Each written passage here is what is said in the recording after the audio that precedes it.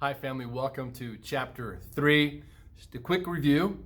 Chapter 1 is all about mindset.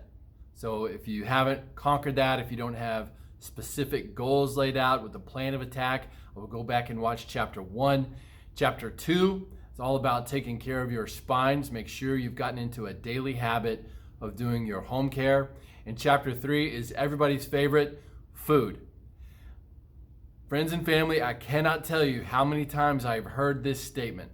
Dr. Brian, I eat pretty good. Dr. Brian, I take care of my diet. Dr. Brian, I know how to eat well. Or I'm doing a specific diet like a keto diet or some other fad diet of the day, right? And one of the things I've learned over the years is that people have good intentions, right? I mean, how many of you want to be happy? How many of you actually want to be healthy? How many of you want to be wealthy? We all want to be prosperous and have a good future and hope for our family, right? Very few people actually get proper coaching or proper education, right? You don't have to look around very hard to find out where people are saying this is good, this is good, this is good, and then upon closer examination you find out, yeah, that's really not good for you at all. So I want to break down food for you in very simple steps, and whatever eating program you're on, make sure that you are following these rules. So the rules I'm going to give you are principles about your body that you can apply to anything, right? Whether you're doing intermittent fasting or the Mediterranean diet or whatever, right? Here are the rules. Now understand, just a little bit of background on me. You know, I grew up in a world where we ate anything and everything. You know, it was McDonald's and other fast food 3 or 4 days a week, and it was always a treat after a soccer game. We'd go play in the Happy Meal playground out there. We just didn't know any better. When I got into food and nutrition, it was in my college years. I did a speech on all things on ketchup, right?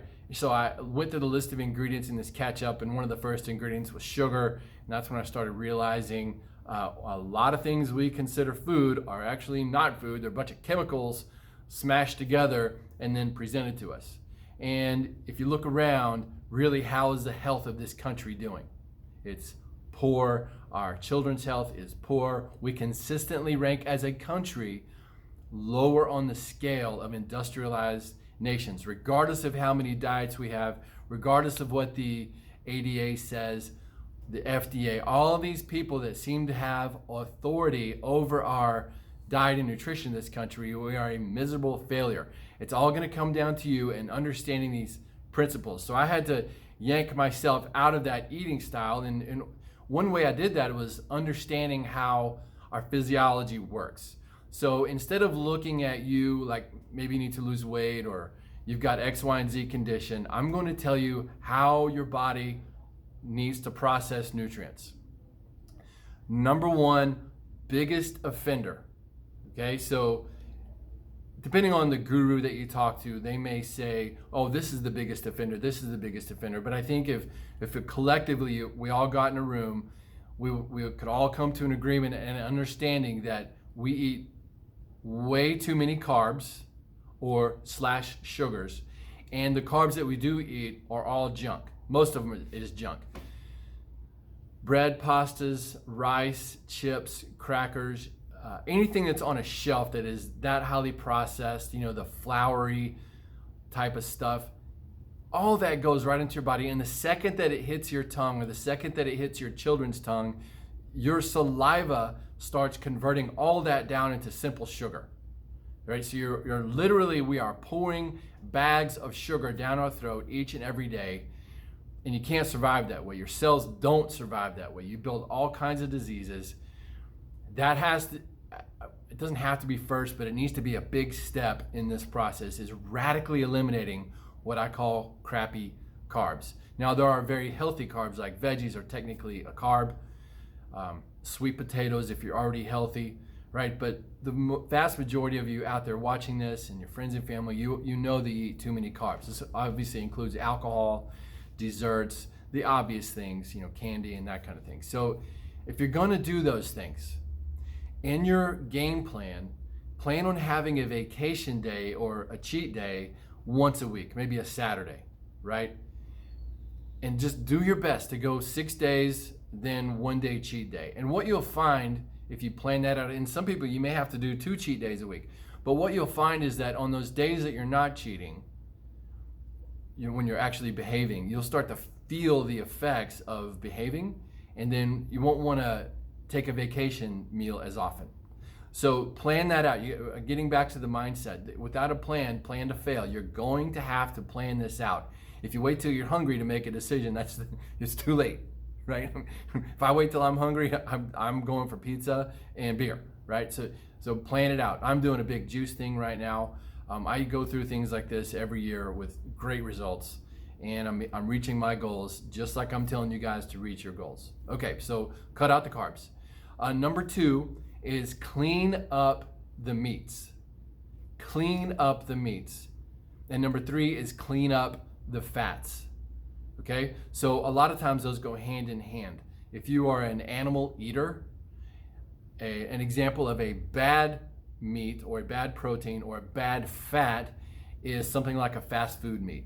And all the big chains get their food from some of these same places, and it's all highly full of antibiotics and growth hormones and that kind of thing. There are a few restaurants, and you have to know the restaurants that don't use things like growth hormones or antibiotics in their meat. Those are going to be far cleaner. We in the North Dallas area, we have a lot of choices of good, clean, healthy meats, and they will be very clear about that. They'll say things like 100% grass-fed beef, 100% grass-fed bison, chickens raised cage-free, antibiotic-free, hormone-free, eggs that are cage-free, hormone-free, etc., etc.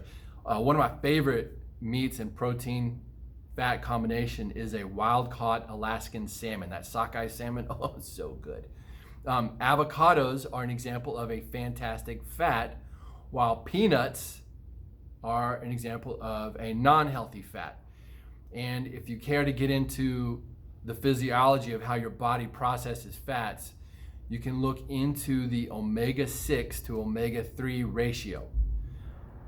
Essentially a commercialized meat or commercialized fat like canola oil, vegetable oil, Crisco, all those highly refined, totally processed oils, the omega ratio is way out of balance and they oxidize easily.